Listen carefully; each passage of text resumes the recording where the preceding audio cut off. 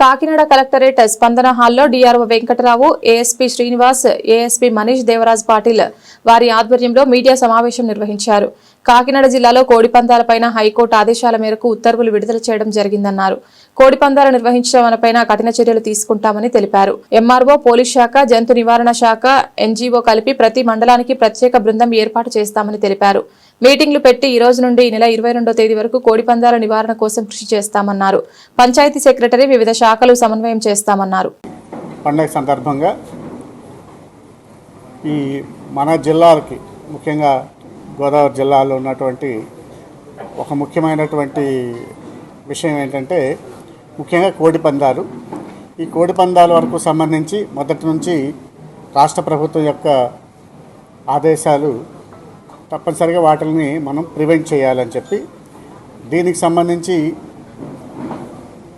Honourable high court, గౌరవ high court నుంచి కూడా మనకి ఇదివరకు ఇన్స్ట్రక్షన్స్ కూడా వచ్చినాయి.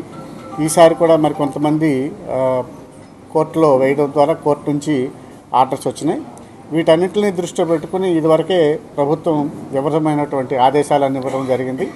ఆ ఆదేశాలకు అనుగుణంగా ఇప్పటికే జిల్లా యంత్రాంగం, బోత్ పోలీస్ యంత్రాంగం, జిల్లా యంత్రాంగం, ఇద్దరు రెవెన్యూ యంత్రాంగంతో కలిపి డీటెయిల్డ్గా సర్క్యులర్ ఇన్స్ట్రక్షన్స్ అన్నీ కూడా తహసీల్దార్స్కి, అదేవిధంగా ఎస్హెచ్ఓలకి అందరికి కూడా ఇవ్వడం జరిగింది.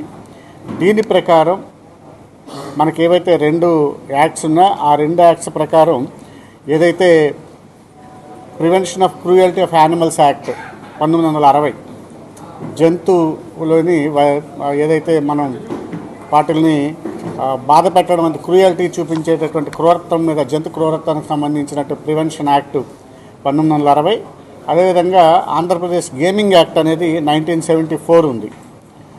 వాటిని ఆ 2 ఏవైతే చట్టాలు ఉన్నాయో వాటిని ఉటంకిస్తూ మనం ఇప్పటికే ఆదేశాలు ఇవ్వడం. ఈ ఆదేశాల ప్రకారం మండల స్థాయిలో ఒక జాయింట్ ఇన్స్పెక్షన్ టీమ్స్ అని మనం ప్రతి మండలంలో కూడా కాన్స్టిట్యూట్ చేయమని అంటే ఏర్పాటు చేయమని ఆదేశాలు ఇవ్వడం జరిగింది. దానిలో తహసీల్దార్ గారు, అదేవిధంగా ఎస్ఐ గారు, అలాగే మండల యానిమల్ హస్బెండరీ ఆఫీసరు, అలాగే ఒక నాన్ గవర్నమెంటల్ ఎన్జిఓ నుంచి ఒక ఆర్గనైజేషను, అదేవిధంగా 2 పోలీస్ కానిస్టేబుల్స్, ఒక ఫోటోగ్రాఫర్ని కూడా దీని ఒక టీం ప్రతి మండలంలో కూడా ఒక టీంని కాన్స్టిట్యూట్ చేస్తున్నాం. దాని ప్రకారం వాళ్ళు మండలాలలో ఈ టీమ్స్ మండలంలో ప్రతి గ్రామంలో కూడా వెళ్ళి ఆ గ్రామాలలో ఇవి చేయటం చట్టం తాలూకా నిబంధనలు చేస్తే ఏ విధమైనటువంటి కఠినమైనటువంటి చర్యలు తీసుకుంటారు వాటికి సంబంధించి వాళ్ళు అందరికీ మీటింగ్స్ పెట్టి తెలియచేయటం జరుగుతుంది. అది ఇప్పటి నుంచే మొదలుపెట్టి 22వ తారీఖు వరకు, ఈ నెల 22వ తారీఖు వరకు కూడా కంప్లీట్గా మండలాలలో ఈ టీమ్స్ విజిలెంట్గా ఉంటాయి. ఎక్కడైనా ఏదైనా ఇటువంటివి ఏదైనా జరిగినట్టుంటే వెంటనే పోలీస్ డిపార్ట్మెంట్కి అలర్ట్ చేయటం. అదేవిధంగా గ్రామ స్థాయిలో కూడా దయచేసి అందరూ కొంచెం నిశ్శబ్దం పాటించాలి. అదేవిధంగా మండల స్థాయిలో ఒక్కడే కాకుండా గ్రామ స్థాయిలో కూడా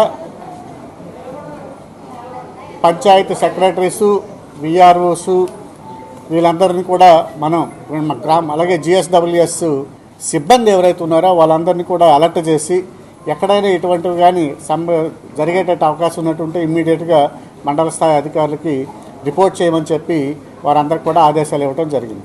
ఒకసారి రిపోర్ట్ వచ్చిన వెంటనే వాళ్ళ దగ్గర ఎవరైనా అలా చేస్తున్నట్టు కానీ మనకు కానీ తెలిసినట్టుంటే వాళ్ళ మీద చర్యలు తీసుకోవటం, ఏవైనా వాళ్ళు వాడుతున్నటువంటి అంటే వాడేవాళ్ళుగా అంటే కోడిపందాలు జరిపేవాళ్ళు కానీ, దానికి స్థలాలు ఇచ్చేవారు కానీ, అందులో పార్టిసిపేట్ చేసేవారు కానీ, దానిని ఎంకరేజ్ చేసేవారు కానీ ఎవరున్నా వాళ్ళ మీద చట్టపరమైనటువంటి చర్యలను ఖచ్చితంగా తీసుకోవటం జరుగుతుంది.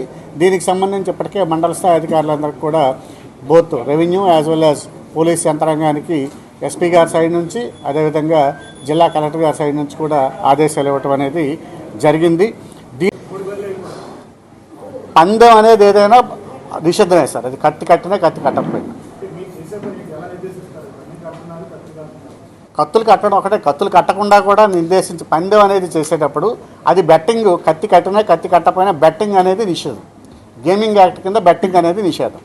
కాబట్టి ఆ విధమైనటువంటి అది పరోక్షంగా కానీ ప్రత్యక్షంగా కానీ ఎవరు ఆ విధమైనటువంటి పందాలు నిర్వహించినా చట్టపరమైన చర్యలు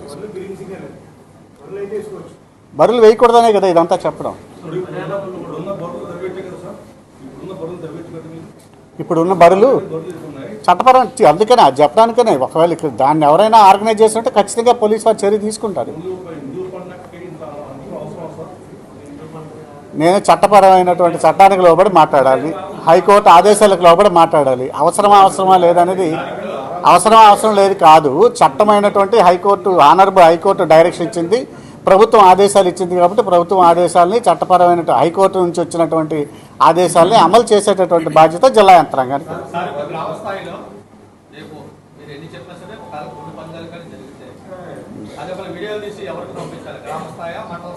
మండల స్థాయి అధికారులు పంపించారు.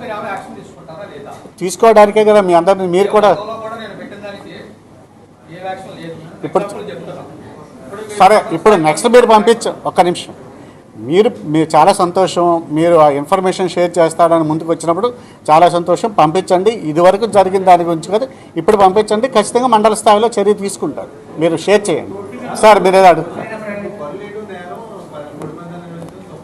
అవును అవును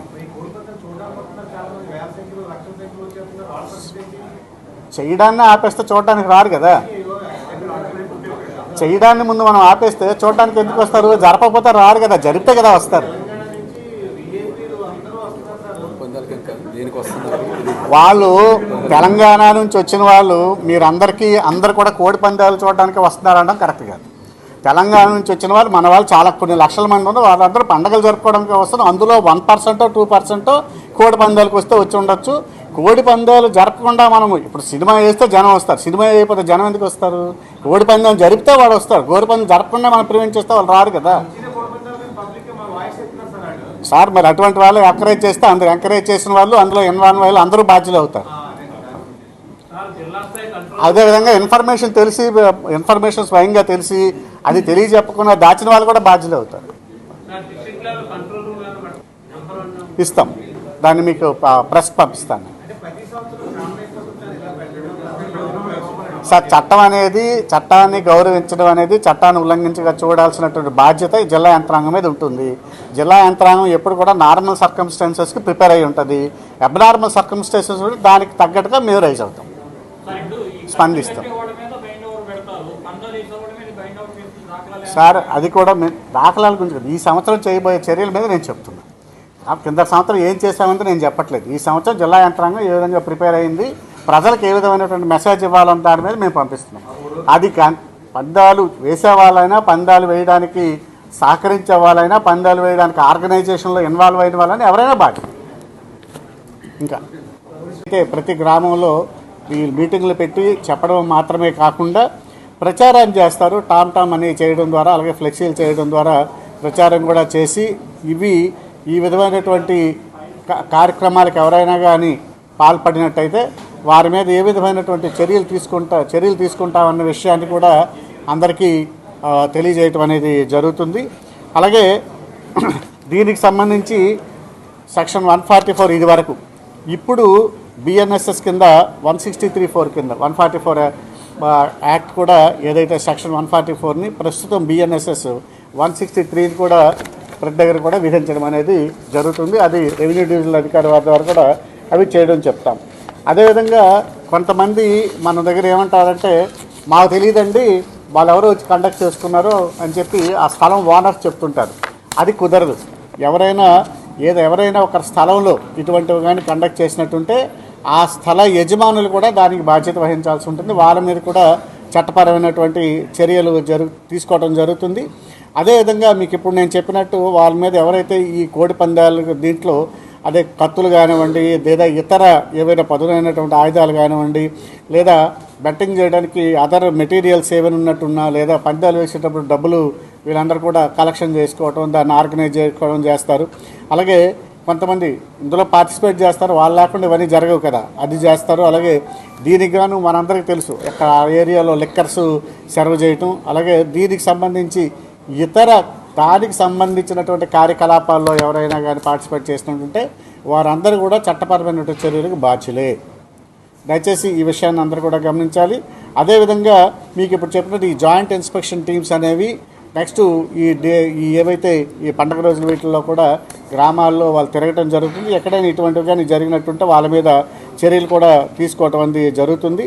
దీనికి సంబంధించి జిల్లా స్థాయిలో మనకి animal husbandry officer JD animal husbandry ఆయన ఈ యానిమల్ క్రూయల్ యాక్ట్ని ఇంప్లిమెంట్ చేయడంలో ఆయన కూడా ప్రధానమైన పాత్ర పోషిస్తారు.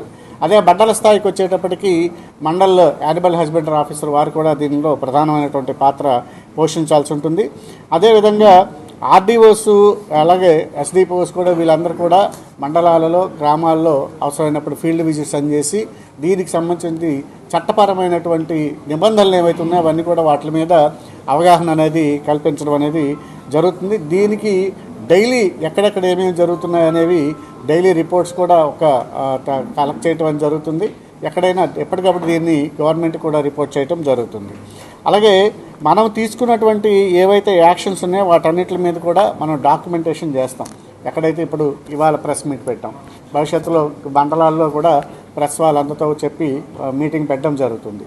అలాగే గ్రామ స్థాయిలో కూడా ప్రచారం చేస్తారు. వీటన్నిటిని కూడా డాక్యుమెంటేషన్ చేస్తాం. డాక్యుమెంటేషన్ చేసి మనం తీసుకుంటున్నటువంటి చర్యలు ఏవైతే ఉన్నాయో వాటన్నిటిని కూడా ఆనరబుల్ హైకోర్టుకు కూడా మనం సబ్మిట్ చేయడం అనేది జరుగుతుంది. ఇప్పుడు నేను మొదట మీకు చెప్పినట్టు బైండ్ ఓవర్ కేసెస్ కూడా కొంతమంది మీద ఎవరైతే ఇటువంటి వాళ్ళు ఎవరైతే ఉన్నారో వాళ్ళ మీద బైండ్ ఓవర్ కేసెస్ అన్నీ కూడా పెట్టడం జరుగుతుంది. అలాగే విలేజ్ లెవెల్లో, మండల్ లెవెల్లో, అదేవిధంగా జిల్లా లెవెల్లో, డివిజన్ లెవెల్లో కూడా కోఆర్డినేషన్ అనేది పర్ఫెక్ట్గా జరిగేటట్టు గ్రామ స్థాయిలోకి వచ్చేటప్పటికి అక్కడ ఉన్నటువంటి మన పంచాయత్ సెక్రటరీ కానీ, విఆర్ఓ గారు కానీ, అదేవిధంగా ఇతర మహిళా పోలీసులు కానీ వీళ్ళందరితో కోఆర్డినేషన్ చూసుకుని ఎప్పటికప్పుడు అంటే ఎఫెక్టివ్ ఇంటెలిజెన్స్ సిస్టమ్ అనేది రిపోర్టింగ్ సిస్టమ్ డెవలప్ చేయడం జరుగుతుంది. అదేవిధంగా మండలానికి వచ్చేటప్పటికి ఎస్హెచ్ఓ గారు, అదేవిధంగా ఇప్పుడు మనం చెప్పినట్టు ఎంఏహెచ్ఓ గారు, తహసీల్దార్ గారు వీరందరూ కూడా ఒక టీం అనేది పెట్టి ఎక్కడికక్కడ కోఆర్డినేషన్తో ఇమ్మీడియట్గా చర్యలు తీసుకోవడానికి వాళ్ళు సమాయత్తం అవుతున్నారు.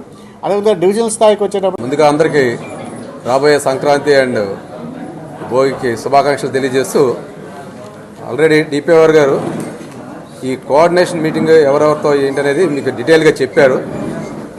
దీనిలో మండల్ లెవెల్లోనూ జిల్లా లెవెల్లో ఎవరితో ఎట్లా కోఆర్డినేట్ చేస్తారనేది సార్ డీటెయిల్ చెప్పారు.